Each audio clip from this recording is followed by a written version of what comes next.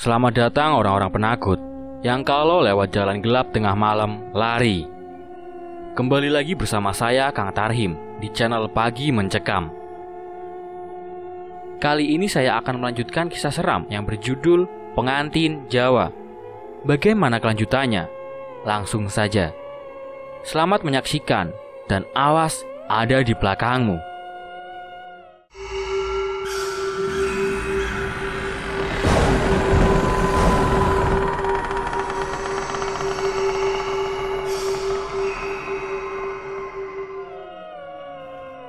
Menjelang maghrib, Bima sudah sampai di Mojosari. Ia memperlambat laju mobilnya. Ia heran karena kampung Mojosari sangat sepi. Kampung itu seperti ditinggalkan warganya. Kabut tebal menghalangi laju mobil Bima. Ia berusaha untuk menemukan seseorang di kampung itu. Tapi, yang dia lihat hanya kawanan anjing melintas di depan mobilnya.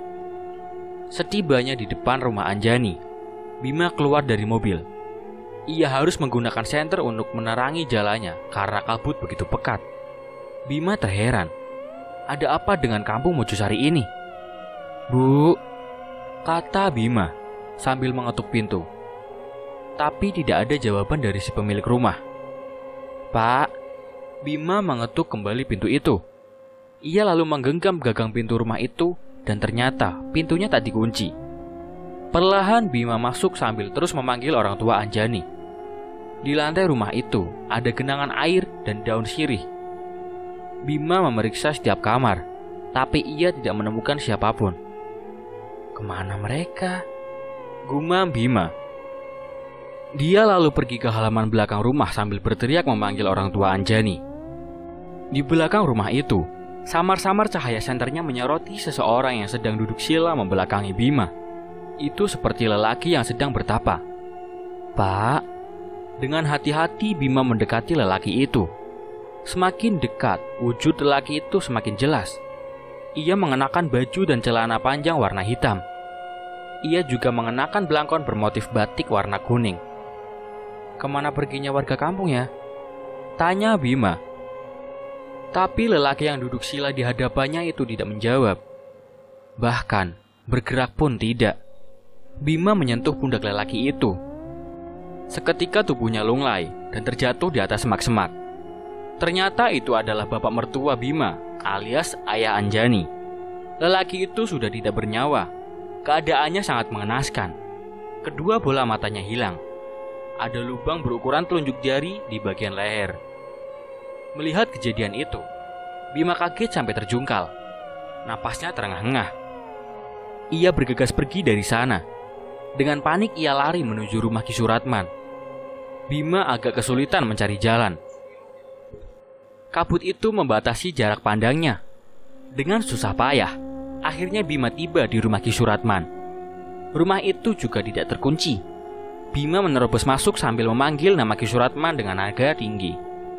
Di lantai rumah Ki Suratman juga ada genangan air dan daun-daun sirih yang berserakan. Dengan tergesa-gesa, ia membuka pintu kamar Ki Suratman. Di dalam kamar itu ada Ki Suratman yang sedang hikmat melakukan sebuah ritual. Ia duduk sila sambil mengacungkan keris pusakanya ke langit. Kedua matanya terpejam. Bibirnya bergetar mengucapkan mantra. "Ki," sapa Bima sambil pelan-pelan mendekati Ki Suratman. Bima menyentuh pundak lelaki itu. Seketika saja, Ki Suratman tersentak kaget. "Ganti iblis!" Kalimat itu otomatis keluar dari mulut Ki Suratman. Ia panik sambil mengamuk. Untung saja Bima bisa menenangkan Ki Suratman. "Tenang Ki, tenang. Ini saya Bima." Bima, ngapain kamu di sini?" tanya Ki Suratman. "Saya mau cari ibu mertua saya, Ki. Mereka kemana ya? Ada apa dengan Mojosari ini? Kenapa bapak mertua saya mati?" tanya Bima bertubi-tubi. "Si Kanti.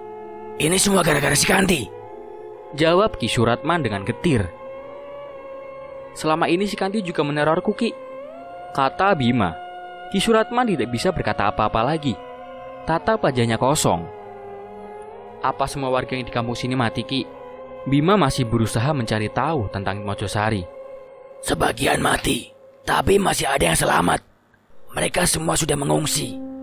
Sebelum Bima bertanya kembali, tiba-tiba terdengar suara rombongan orang. Mereka menyanyikan lagu berbahasa Jawa. Mereka datang, kata Ki Suratman dengan wajah sangat cemas. Mereka siapa, Ki? Bima mengerutkan dahinya karena penasaran. Ia tengok rombongan itu dari balik jendela. Betapa terkejutnya Bima saat melihat ada sebuah arak-arakan tanpa wujud. Di atas arak-arakan itu ada saung kecil yang hanya muat satu orang. Di saung itu ada si Kanti yang sedang duduk sambil menatap lurus ke depan. Bima heran. Arak-arakan itu berjalan sendiri tanpa ada yang menggotong. Kanti menoleh ke arah Bima. Wanita itu tidak tersenyum sedikit pun. Tatapannya datar dan begitu dingin. Itu membuat Bima menjauh dari jendela. Jangan dilihat, bisik Ki Suratman. Arak-arakan itu sudah pergi. Bima dibawa oleh Ki Suratman menuju kampung tetangga. Warga Mojosari yang masih hidup mengungsi di sana. Kata Ki Suratman, ibu mertua Bima juga ikut mengungsi di kampung tersebut. Aku turut berduka cita atas kematian istrimu, kata Ki Suratman membuka obrolan sambil berjalan. Ini masih ada hubungannya dengan Mojosari, Ki. Anjani mati dengan cara yang tidak wajar, timpal Bima. Ternyata kau menikahi Anjani di gubuk itu. Si Kanti sudah bukan manusia lagi. Dia sudah menjadi sekutu setan. Dan istrimu adalah tumbal kelima. Dengan begitu, Kanti sudah menyempurnakan ilmu hitamnya. Jelas Ki Suratman. Jadi, sudah ada pengantin yang meninggal sebelum aku menikahi Anjani? Tanya Bima. Ia menghentikan langkahnya. Iya, sebelum Kanti dipasung, sudah ada 4 pengantin wanita yang mati. Sebelum kau menikahi Anjani, aku sempat menikahkan pasangan janda dan duda di gubuk si Kanti. Sampai sekarang mereka masih hidup. Dugaanku, Kanti ini hanya menumbalkan pengantin yang masih perawan saja, kata Ki Suratman. Mereka berdua berjalan kembali melewati jalan setapak. Kalau memang Kanti sudah menyempurnakan ilmu hitamnya, kenapa dia masih menggangguku, Ki? Kalau itu, aku tidak tahu, jawab Ki Suratman dengan singkat. Bima tidak menimpali lagi. Ia mengarahkan cahaya senter ke jalan setapak. Setelah pernikahan kalian, Mojosari dilanda penyakit. Penyakit apa, Ki? Bima mengerutkan dahinya. Ada benjolan di punggung mereka. Semakin lama semakin besar. Setelah itu kempes, dan mereka mati satu persatu dengan mengenaskan. Penyakit itu sama persis dengan yang dialami istriku, Ki. Ki Suratman mengangguk. Awalnya kami warga kampung mengobati benjolan itu dengan daun sirih. Tapi tetap tidak berhasil. Dokter pun tidak sanggup menyembuhkan penyakit ini, lanjut Ki Suratman. Ki Suratman menghentikan langkahnya. Dari kejauhan, ia melihat ada seorang yang mendekat. Ia pun menarik tangan Bima, mengajaknya untuk bersembunyi di balik pohon. Dengan hati-hati, Ki Suratman dan Bima mengintip dari balik pohon itu. Itu Burhan, salah satu warga kampung Mojosari. Burhan berjalan sempoyongan sambil menggapai-gapai benjolan di punggungnya. Ia meringis kesakitan, lalu terjatuh tersungkur. Bima hendak menolong lelaki itu, tapi Ki Suratman menahannya. Jangan, kau lihat itu. Ki Suratman menunjukkan ke pohon yang menjadi sandaran Burhan. Dari atas pohon, perlahan merayap sosok wanita berjubah hitam. Kukunya juga hitam dan panjang. Ia mendekati Burhan yang sedang kesakitan di bawah pohon. Sosok wanita itu melilit leher Burhan dengan rambutnya yang panjang. Ia kemudian menarik tubuh lelaki itu ke atas pohon. Wanita itu menjongkel kedua mata Burhan dengan kukunya yang hitam dan panjang. Burhan berteriak kesakitan. Sesaat kemudian, suara Burhan tidak terdengar lagi. Lehernya ditusuk menggunakan kuku oleh wanita itu. Setelah Burhan mati, tubuhnya dijatuhkan begitu saja dari atas pohon. Ayo kita pergi dari sini, ajak Ki Suratman. Di kamar Bima ada sebuah lemari besar yang ada cerminnya. Malam itu, Anjani duduk menghadap lemari. Ia minta rambutnya disisir oleh Zulfa. Seharian bersama Zulfa, Anjani tidak banyak bicara. Dia terkesan selalu murung dengan wajahnya yang amat pucat. "Rambut Bu Anjani bagus ya," puji Zulfa sambil tersenyum memandangi wajah majikannya di cermin. Anjani tidak menimpalinya. Ia menatap cermin dengan tatapan kosong. "Kalau boleh tahu, Bu Anjani ini asli mana?" tanya Zulfa. "Mojosari," jawabnya dengan singkat. "Itu di Jawa ya?" Anjani mengangguk pelan. Bu Anjani, kok di rambutnya banyak tanah?" Zulfa membersihkan butiran tanah yang menempel di rambut Anjani. "Aku bersihin dulu ya, Bu," lanjut Zulfa. Ia meniup butiran tanah yang menempel di sela-sela rambut Anjani. Tidak lama berselang, terdengar suara seseorang mengetuk pintu. "Bu, ada yang ngetokin pintu. Zulfa cek dulu ya." Zulfa pun beranjak dari kamar Bima. Setelah ditelusuri, ternyata suara itu bersumber dari kamar tempat Anjani dikuburkan. Zulfa ingin sekali memeriksa kamar itu, tapi ia tidak diizinkan masuk oleh Bima. "Halo, apakah ada orang di dalam?" tanya Zulfa. Tidak ada jawaban sama sekali, tapi suara ketukan pintu masih terdengar. Kemudian pintu itu terbuka sedikit. Suara deritanya terdengar nyaring. Zulfa mundur 3 langkah. Ia menjauh dari pintu itu. Apapun yang terjadi, ia tidak akan masuk ke dalam kamar itu. "Kamu siapa?" tanya Zulfa tanpa melihat seorang pun yang muncul dari kamar itu. Zulfa yakin masih ada seseorang yang menghuni rumah ini. "Ganti," jawab seorang perempuan dari balik pintu kamar. Suara itu terdengar parau, seperti orang yang sedang sakit. Bima tiba di kampung tetangga. Ternyata para pengungsi dari Mojosari tidak tinggal di rumah warga, melainkan dibuatkan tenda dari terpal. Warga kampung di sana awalnya takut kedatangan pengungsi dari Mojosari. Mereka takut penyakit itu menular. Namun, setelah berunding, akhirnya pengungsi Mojosari dibuatkan tenda yang letaknya jauh dari permukiman warga. Tenda pengungsi itu dibersebelahan dengan pemakaman umum. Tidak butuh waktu lama bagi Bima untuk menemukan ibu mertuanya, Rusmanah, ibu Anjani. Saat itu sedang duduk di atas kursi plastik di luar tenda. Ia mendongak ke langit yang mulai gelap. "Bu," sapa Bima. Rusmanah menoleh. Seketika saja ia menangis dan menubruk Bima untuk memeluknya. Sambil terseduh, Rusmanah lalu menceritakan kembali apa yang terjadi di Mojosari, juga tentang suaminya yang mati di kampung itu. "Ibu sendiri baik-baik aja kan?" tanya Bima dengan wajah khawatir. "Di sini sakit." Rusmanah menggapai punggungnya, menunjuk titik yang ia rasakan.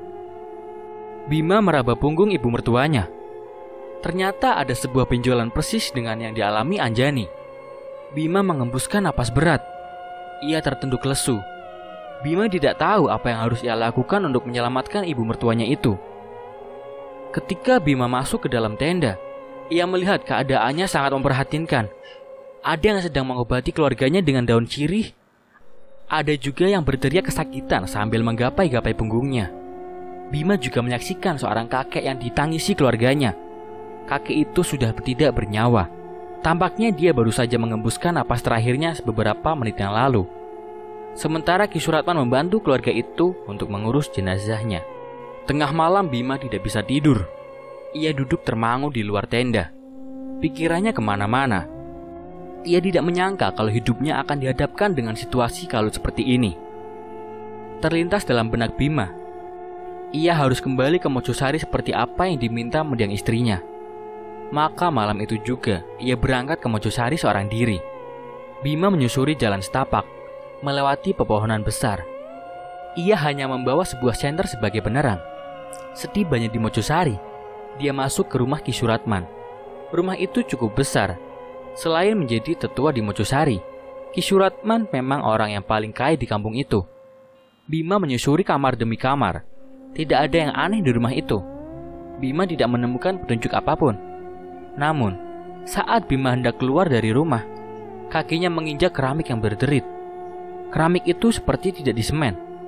Itu berbeda dengan keramik lainnya yang kokoh menyatu dengan tanah. Bima penasaran. Ia lalu bongkar keramik itu lalu menggali tanahnya. Siapa tahu dia menemukan sesuatu di dalam sana.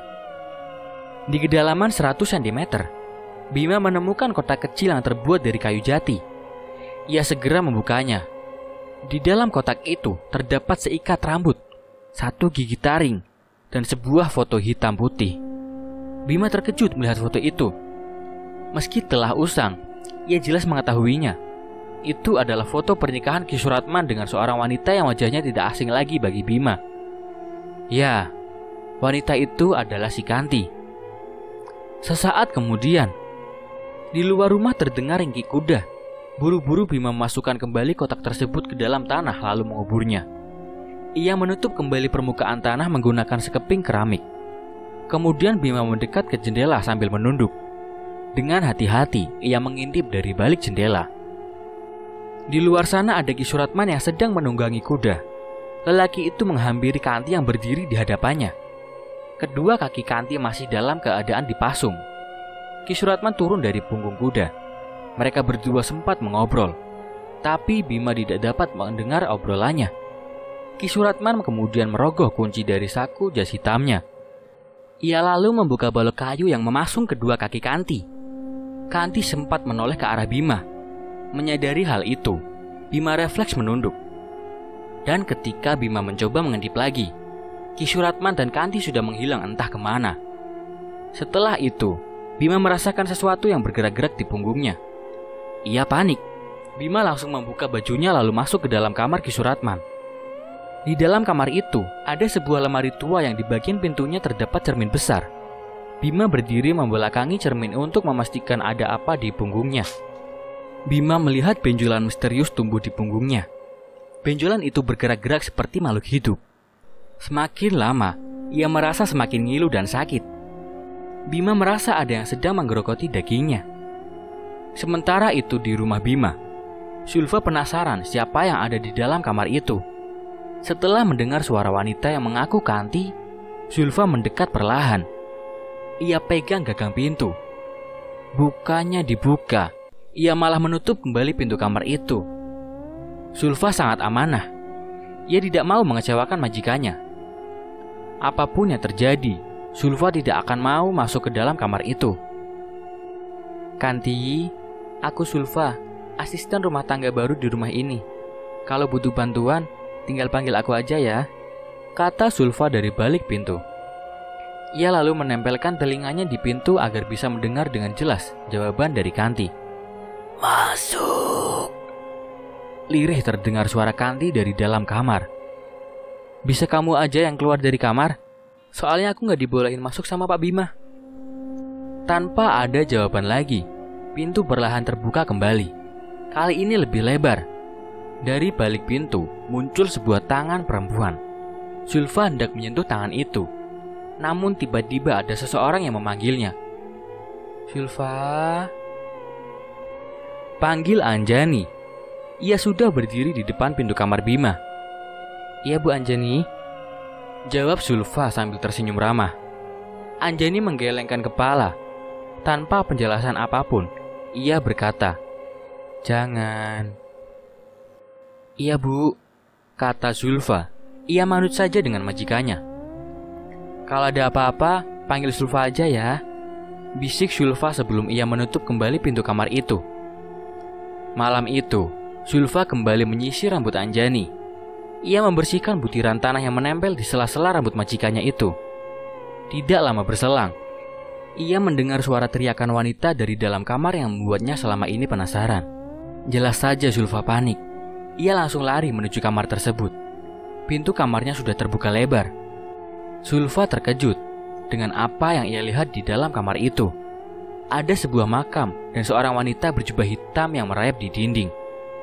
Sulfa masih tercengang, mematung di depan kamar itu. Kedua kakinya mendadak susah digerakkan. Wanita berjubah hitam dengan kukunya yang panjang dan hitam merayap dan mendekat ke arah Sulfa. Rambutnya yang panjang menjuntai menutupi wajahnya sehingga tak terlihat dengan jelas. Hanya dalam sekejap mata, sosok mengerikan itu sudah ada di hadapan Sulfa. Entah apa yang terjadi. Lidah Sulfa seketika keluh. Ia tidak bisa mengucapkan sepatah kata pun. Wajahnya pun berkeringat dingin. Ingin sekali ia lari dan meminta tolong. Tapi sekujur tubuhnya seakan membatu. Sulit sekali digerakkan. Zulfa lalu dicekik. Tubuhnya ditarik masuk ke dalam kamar. Pintu seketika tertutup dengan sendirinya. Jangan! Dari kejauhan, Anjani berteriak saat melihat Zulfa dibawa oleh makhluk itu. Anjani menangis lantaran tidak bisa berbuat apa-apa. Jauh sebelum Mojosari kena kutukan, kampung itu sebenarnya tempat yang nyaman dan tentram. Setiap tahunnya selalu ada pernikahan yang digelar di kampung itu. Semua baik-baik saja, tidak ada mitos yang mengatakan kalau pernikahan adalah sebuah kesialan. Tapi itu dulu, ketika kampung itu dipimpin oleh Ki Abidin. Ia adalah tetua kampung sebelum Ki Suratman. Saat itu Ki Abidin adalah orang terkaya di Mojosari. Lain halnya dengan Ki Suratman, yang dulunya adalah orang miskin yang bekerja sebagai kulit cangkul di sawahnya Ki Abidin. Ki Suratman menikahi Kanti, seorang gadis Mojosari. Mereka berdua tinggal di gubuk reot yang terletak di tengah persawahan milik Ki Abidin. Setiap hari kerjaan Ki Suratman dan Kanti mengurus sawah majikannya itu. Mereka sangat patuh kepada Ki Abidin. Selain mengurus sawah, Ki Suratman juga dipekerjakan untuk menjaga kambing Ki Abidin. Ada 5 ekor kambing yang diurus Ki Suratman. Setiap sore, Ki Suratman ngarit untuk memberi makan kambing-kambing itu. Semua berjalan baik-baik saja, hingga pada suatu hari, Ki Suratman tertimpa masalah. 1 ekor kambing etawa yang ia urus tiba-tiba mati. Sedangkan itu adalah kambing kesayangannya Ki Abidin. Kejadian itu membuat Ki Abidin marah besar. Ki Suratman dimaki-maki. Kanti juga tidak luput dari amarah Ki Abidin. Padahal kematian kambing itu bukan kesalahan Ki Suratman, sebab ia sudah mengurusnya dengan baik. Kematian kambing itu murni disebabkan oleh penyakit. Bangsat kau Suratman! Kau apakan kambingku? Hah? Sumpah Ki, aku sudah mengurusnya dengan benar. Sekarang memang sudah musim penyakit Ki, jawab Ki Suratman. Alah, alasan saja kamu. Kamu dan istrimu memang kacau sialan. Ki Suratman tidak terima dicaci separah itu. Ia sangat sakit hati. Ia berjanji akan melakukan apapun demi balas dendam kepada Ki Abidin. Tengah malam Ki Suratman pergi ke hutan Gantarawang. Itu adalah hutan terlarang dan sangat angker. Hutan itu sangat jarang dijamah manusia. Semua orang tahu kalau di sana ada sumur keramat yang menjadi sarang setan. Konon dulunya, di sana ada pengantin perempuan yang mati bunuh diri dengan cara loncat ke dalam sumur. Ki Suratman ingin meminta petunjuk kepada roh pengantin itu agar bisa kaya dan menjadi terhormat di Mojosari. Lebih dari itu, ia ingin membunuh Ki Abidin dengan cara gaib. Setelah sempat nyasar, akhirnya Ki Suratman berhasil menemukan sumur keramat itu. Sumur itu dirimbuni semak belukar. Ki Suratman harus membersihkannya terlebih dahulu sebelum melakukan ritual. Ki Suratman duduk sila di depan sumur sambil membakar kemenyan untuk mengundang makhluk gaib. Ia tidak tahu kalau di atas pepohonan banyak makhluk halus yang sedang memperhatikan tingkahnya. Tidak lama setelah menyan itu dibakar, muncul sesosok wanita berjubah hitam dari dalam sumur. Ia merayap mendekat ke arah Ki Suratman. "Nyai, tolong aku. Aku mau kaya raya dan balas dendam kepada Ki Abidin," bisik Ki Suratman sambil terus menunduk. Wanita itu menjulurkan lidahnya yang panjang, lalu menjilati pipi Ki Suratman. Kemudian dari dalam mulutnya, ia mengeluarkan segumpal daging berwarna hitam pekat. "Istrimu harus makan ini," kata makhluk mengerikan itu dengan suara parau. "Baik, Nyai." Ki Suratman mengambil gumpalan daging itu lalu memasukkannya ke dalam kantong plastik hitam. Sebelum subuh, Ki Suratman sudah tiba di saungnya. Kanti masih tidur pulas. Buru-buru Ki Suratman membangunkan istrinya itu. "Kanti, bangun Kanti." Ki Suratman mengguncangkan tubuh istrinya. "Ada apa, Mas?" tanya Kanti masih dalam keadaan mengantuk. Ki Suratman mengeluarkan segumpal daging dari plastik hitam. "Makan ini." Ia menyodorkan daging tersebut ke wajah mulut Kanti. Kanti menolak, sebab daging yang disodorkan suaminya bergerak-gerak seperti hidup. Ia merasa jijik. "Kamu harus makan ini, Kanti. Aku pengen sugih," bentak Ki Suratman. Ia lalu mencokoki Kanti, memaksanya untuk menelan daging tersebut. Ketika daging berhasil ditelan, punggung Kanti tiba-tiba terasa panas seperti dibakar. Kanti mengamuk dan berteriak seperti cacing kepanasan. Ki Suratman tidak tahu apa yang akan terjadi kepada istrinya itu. Di punggung Kanti, ada benjolan yang bergerak-gerak membuat Kanti semakin berteriak kesakitan. Ia pun jatuh pingsan.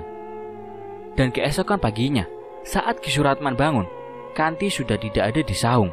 Ia menghilang entah kemana. Kampung Mojosari geger lantaran Ki Abidin dan semua keluarganya mati mengenaskan di rumahnya. Ada lubang di punggung mereka. Itu seperti bisul yang baru saja pecah. Di sisi lain, kejadian itu membuat Ki Suratman sangat bahagia. Akhirnya dia bisa balas dendam kepada majikannya itu. Ia merasa sangat puas. Sementara itu, si Kanti sudah dirasuki oleh makhluk jahat di dalam tubuhnya. Ia sering menghilang dan datang kembali secara tiba-tiba. Bahkan, Kanti sulit diajak bicara. Ia lebih banyak diam dan kadang mengerang sendiri kalau tengah malam. Kekayaan Ki Suratman memang bertambah dari waktu ke waktu. Dia juga menjadi tetua di Mojosari menggantikan Ki Abidin. Namun, yang tidak ia sadari adalah soal imbalan di balik keberhasilannya itu. Ki Suratman tidak tahu kalau kematian pengantin perempuan di kampungnya disebabkan oleh setan yang ia puja di sumur keramat. Ada seorang pengantin Jawa yang pernah bunuh diri di sumur itu. Roh pengantin itu cemburu dengan setiap mempelai perempuan yang baru menikah. Oleh karena itu, ia selalu mengincar pengantin perempuan dan membunuhnya. Setelah mengetahui hal itu, Ki Suratman tidak dapat membiarkan begitu saja kematian setiap mempelai perempuan di Mojosari. Ia pun sudah mendatangi sumur keramat itu dan meminta agar tumbalnya diganti dengan kambing atau kerbau. Tapi tetap saja, setiap ada yang menikah di kampungnya, si mempelai wanita selalu mati. Bahkan kematian itu dengan cara yang sama, yaitu bermula munculnya benjolan di punggung mereka. Ki Suratman sempat mendapatkan petunjuk melalui mimpi. Ada seorang kakek tua yang memberitahu Ki Suratman kalau pengantin mau selamat, Kanti harus dipasung dalam gubuk yang terpisah dari permukiman warga. Pernikahan juga harus digelar tengah malam dan dilakukan di dalam gubuk Kanti. Ki Suratman menuruti petunjuk dalam mimpinya itu. Ia lalu menikahkan pasangan janda dan duda. Hasilnya, pasangan itu selamat. Ki Suratman pun merasa berhasil. Ia tidak tahu kalau yang selama ini menjadi tumbal hanya pengantin yang masih perawan. Hal itulah yang menyebabkan Anjani mati. Dia menjadi korban setan sumur keramat. Bima mengenakan kembali pakaiannya, lalu pergi dari rumah Ki Suratman. Namun, sebelum masuk ke dalam mobil, dari kejauhan ia mendengar suara perempuan meminta ampun. Bima tidak jadi pulang. Dengan penasaran, ia lalu mencari sumber suara perempuan itu. Setelah Bima telusuri, ia melihat Ki Suratman sedang menyeret paksa seorang perempuan tua. Perempuan itu tidak lain adalah Mbok Hafsah, pembantu Ki Suratman. Aku tak tahu apa yang telah kamu lakukan, Mbok.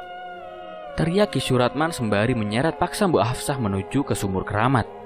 Ampun Ki, ampun. Bima terus mengikuti mereka dari belakang. Sesekali ia bersembunyi di balik pepohonan agar tidak ketahuan Ki Suratman. Setibanya di sumur keramat, Ki Suratman mendorong Mbak Hafsah hingga tersungkur di depan sumur. Warga kampung kena penyakit, ternyata gara-gara Mbok Hafsah. Ngapain Mbok di sumur keramat ini, hah? Ki Suratman memarahi pembantunya itu. Ada garam yang ditaburkan di sekeliling sumur itu. Ia tahu kalau selama ini Ki Suratman melakukan pemujaan setan yang membuat warga Mojosari menderita. Tapi yang dilakukan Mbok Hafsah malah berakibat fatal. Setan penghuni sumur itu marah besar, sehingga wabah penyakit menyerang warga Mojosari. Kau harus menghentikan kutukan itu.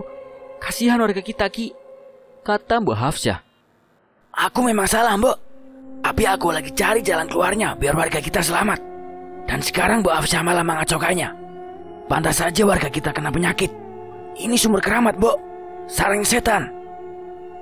Bima menguping percakapan mereka. Ia tidak menyangka kalau dalang dari semua ini adalah Ki Suratman, orang yang justru sangat Bima percayai omongannya. Kau harus mati, Mbok. Ki Suratman menarik lengan Mbok Hafsah. Lelaki itu lalu menjerumuskan pembantunya ke dalam sumur itu. Jangan, Ki, teriak Bima. Ia lalu menghampiri Ki Suratman. Bangsat kau, jangan ikut campur urusan kampung kami, bentak Ki Suratman sambil mengeluarkan keris yang ia ikatkan di pinggangnya. Keris itu dihujamkan ke arah perut Bima. Untungnya Bima masih bisa menghindar. Ia kemudian menghantam perut Ki Suratman dengan tenggulnya. Itu membuat lelaki tua itu terjungkal. Rupanya Ki Suratman tidak mudah menyerah. Ia bangkit kembali, lalu menebaskan kerisnya. Kali ini ia mengarahkan pusakanya ke leher Bima. Namun lagi-lagi Bima mampu menepisnya. Keris itu lepas dari genggaman Ki Suratman. Dengan cepat, Bima meraih keris itu, lalu menancapkan di leher Ki Suratman. Ia terkapar dan mengembuskan napas di tempat. Di samping sumur keramat, Bima segera membawa Mbak Afsyah keluar dari hutan. Mereka berdua sudah tiba di Mojosari. Lalu Mbak Afsyah mengajak Bima untuk masuk ke rumah Ki Suratman. "Dari dulu Mbok sudah tahu kalau Ki Suratman itu jahat," kata Mbak Afsyah. "Tapi kenapa Ki Suratman tega berbuat seperti itu, Mbok?" tanya Bima. "Dia sakit hati pada Ki Abidin, yang tak lain adalah majikannya dulu." Mbak Afsyah membuka sekeping keramik, lalu mengambil kotak yang pernah Bima temukan. "Ini gigitan taring rambutku. Sengaja aku tanam di rumah ini sebagai salah satu ritual untuk menghancurkan kutukan kampung Mojosari. Kusertakan juga foto pernikahan Ki Suratman dengan Kanti, biar mereka ikut binasa. Tapi ternyata ritualku malah berakibat fatal," jelas Mbak Afsyah. "Mbok tenang saja, sekarang Ki Suratman sudah mati. Semoga warga kampung bisa selamat." Malam itu juga Bima mengantarkan Mbak Afsyah ke pengungsian karena hari sudah semakin malam. Keesokan paginya, semua orang yang ada di pengungsian itu sembuh dari penyakit yang aneh beberapa hari lalu melanda mereka. Warga Mojosari pun kembali ke rumah mereka masing-masing. Sementara Bima harus pamit karena dia khawatir pada asisten rumah tangganya. Setibanya di rumah, Bima heran kenapa gerbang tidak dikunci. Bukan hanya gerbang saja, tapi pintu rumah juga tidak dikunci. Segera Bima masuk ke dalam kamar tempat Anjani dikubur. Bima terkejut melihat Zulfa terkapar tidak sadarkan diri di samping makam Anjani. Bima panik dan langsung membopong Zulfa. Wanita itu masih hidup. Bima membawanya ke rumah sakit. Bima menduga kalau rumahnya itu dirampok. Namun dugaannya itu salah karena setelah dicek kembali, tidak ada barang yang hilang di rumah Bima. 2 hari berlalu, Zulfa belum juga siuman. Wajahnya pucat, kelopak matanya menghitam. Pihak yayasan sudah menjenguk Zulfa. Mereka bilang ke Bima kalau pihak yayasan akan bertanggung jawab atas kejadian ini. Namun Bima tidak mau lepas tangan begitu saja. Dia harus memastikan dulu kalau Zulfa baik-baik saja. Tengah malam hujan mengguyur kota metropolitan. Bima tidur di samping ranjang Zulfa. Wanita itu masih tidak sadarkan diri. Pergelangan tangannya diinfus. Dadanya turun naik menandakan dia masih hidup. Sesaat kemudian, tubuh Zulfa bergetar. Matanya melotot seperti melihat sesuatu yang mengerikan melayang di atas kepalanya.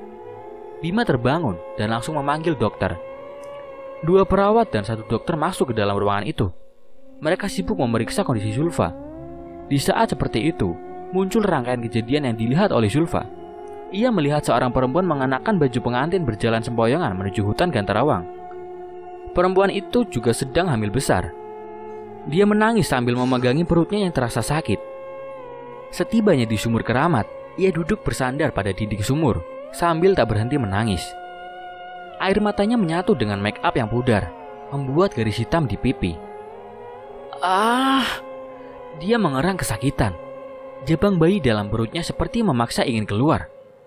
Di tengah hutan itu, ia melahirkan bayi perempuan. Bayi yang masih ada tali ari-arinya itu ia letakkan begitu saja di pinggir sumur. Seolah-olah dia tidak pernah mengharapkan bayinya terlahir ke dunia. Tanpa mempedulikan bayinya yang menangis, wanita itu naik ke atas tembok sumur lalu loncat ke dalam sumur itu. Dia tenggelam dan mati mengambang di dalam sumur itu. Mbak Afsyah yang masih terlihat muda menghampiri bayi itu dan membawanya pergi dari sumur keramat. "Tenang, kamu selamat nak, aku akan merawatmu." Semenjak saat itu, bayi yang ia adopsi diberi nama Zulfa. Wanita yang bunuh diri itu bernama Sumarni. Acara pernikahannya diamuk warga lantaran dia melakukan perzinahan sebelum menikah. Saat itu suaminya diarak dan dipermalukan keliling kampung. Sementara Sumarni berhasil kabur ke hutan Gantarawang. Tubuh Zulfa kembali tenang. Perlahan matanya juga terpejam. Seorang perawat mengganti cairan infusnya. Sedangkan dokter sibuk memberitahu Bima kalau Zulfa baik-baik saja. Keesokan paginya, Zulfa siuman. Tubuhnya masih lemas. Perlahan Bima menyuapinya bubur. "Kita belum sempat kenalan. Aku Bima. Sebenarnya apa yang terjadi selama aku pergi?" tanya Bima dengan penasaran. "Di dalam kamar itu, Pak, ada perempuan yang sangat mengerikan. Aku seperti dibekap dan setelah itu aku tak sadarkan diri. Jawab Zulfa dengan suaranya yang pelan. Bima mengembuskan napas berat. Dia yakin wanita itu pasti Kanti. Bu Anjani kemana, Pak? Tanya Zulfa. Ia menoleh ke sekeliling mencari Anjani. Bima mengerutkan dahinya. Ia terheran. Dari mana Zulfa tahu tentang Anjani? Kamu tahu Anjani dari siapa? Tanya Bima. Selama Pak Bima pergi, aku ditemani Bu Anjani di rumah. Seketika saja Bima meletakkan mangkuk bubur yang ia pegang. Anjani itu istriku. Dia sudah meninggal. Aku menguburnya di dalam kamar. Kalau kamu lihat kuburan di dalam kamar, itu adalah kuburan Anjani. Makanya aku melarangmu untuk masuk ke kamar itu. Timpal Bima. Gak mungkin, Pak. Jelas-jelas Bu Anjani bersama aku semalaman. Aku nyisirin rambutnya. Ya udah, yang penting kamu selamat, kata Bima. Ia kembali menyendek bubur untuk Zulfa. 3 hari kemudian, Zulfa sudah pulih. Dia tampak segar seperti sedia kala. Bima meminta Zulfa untuk tetap bekerja di rumahnya. Tapi Zulfa memilih untuk mengundurkan diri. Kejadian yang dia alami sangat janggal. Dia tidak sanggup lagi bekerja di rumah itu. Kamu yakin gak mau kerja sini lagi? Tanya Bima sambil fokus menyetir. Pagi itu Zulfa meminta diantarkan ke stasiun kereta. Iya, Pak, saya mau cari kerjaan lain aja, jawab Zulfa sambil memandangi jalanan yang ramai oleh lalu lalang kendaraan. Kalau boleh tahu, asal kamu dari mana? Tanya Bima lagi. Saya juga nggak tahu asal saya dari mana, Pak. Dari kecil saya hidup panti asuhan. Sampai sekarang saya nggak tahu siapa orang tua saya dan di mana asal saya. Tapi saya cukup beruntung punya orang-orang baik di panti asuhan. Bima mengangguk-angguk. Terus ini kamu mau kemana? Tanya Bima. Tiba-tiba saja suara besar dan serak keluar dari mulut Zulfa. Mojosari. Jelas itu bukan suara aslinya Zulfa. Bima terkejut. Mendadak dia menginjak rem mobil membuat Zulfa tersentak. Kenapa, Pak? Tanya Zulfa dengan panik. Napas Bima terengah-engah. Keringat membasahi dahinya. Tadi kamu bilang Mojosari? Bima menatap Zulfa yang duduk di sampingnya. Hah? Mojosari? Enggak, Pak. Saya tadi bilang mau ke rumah teman saya. Zulfa menggelengkan kepalanya. Bima menelan ludahnya sendiri. Dia menarik napas mencoba untuk tenang. Klakson ramai berbunyi dari belakang mobil Bima. Para pengemudi lain geram karena Bima mengerem mendadak. Segera Bima menyalakan kembali mesin mobilnya itu. Mobil itu melaju kembali dengan kecepatan stabil. Setibanya di stasiun, Zulfa turun dari mobil Bima. Ia berterima kasih atas kebaikan Bima selama ini. Bima memberinya uang tambahan dan juga handphone. Di handphone ini ada nomorku. Kalau nanti kamu berminat kerja lagi di rumahku, telepon saja aku, ujar Bima. Iya, Pak, terima kasih banyak. Mereka pun berpisah. Sambil tersenyum, Zulfa melambaikan tangan pada Bima. Berat rasanya Bima melepas Zulfa. Dia khawatir akan terjadi apa-apa pada wanita itu.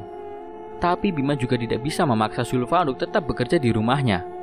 Sesaat sebelum pergi dari stasiun, Bima melicik kaca spion mobilnya. Dari pantulan kaca itu, ia melihat Zulfa berdiri di pinggir jalan sambil terus memperhatikan mobil Bima. Di samping Zulfa, Bima melihat sosok perempuan berambut panjang dengan pakaian hitam. Perempuan itu tak lain adalah Kanti. Bima mengerutkan dahinya. Ia lalu mengerjapkan kedua matanya. Seketika saja, sosok Kanti menghilang.